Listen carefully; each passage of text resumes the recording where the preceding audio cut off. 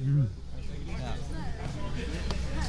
It was actually Game of Arms, and like the WAL. So they started to get bigger, and it started to be an issue with my work.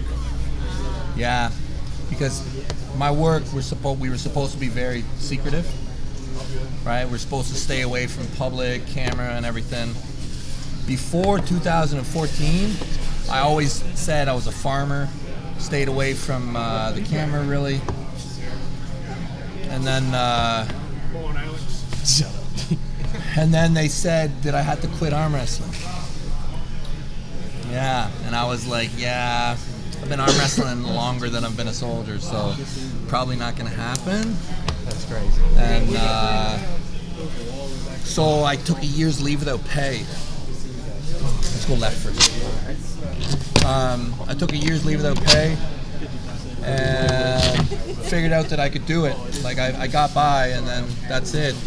Basically, I retired shortly after, and so since I've retired, so like 2017. Yeah. It's just initially I got sponsored, and back then there was the era of WAL, and the prize money was decent. So along with sponsors and the prize money, it was enough for me to get by, like barely. And then my YouTube started to peak. Well, it started to change around 2017-18, like it started to grow. So that became another thing, and yeah, now it's okay. Like, yeah, but it's at some point it requires a leap of faith. It does, no matter, like, you're very strong.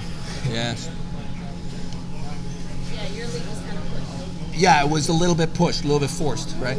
I probably wouldn't have done it until I got out, which would have just been a couple years later.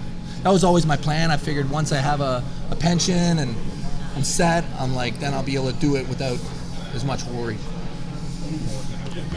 But the sport just got bigger and kind of forced my hand.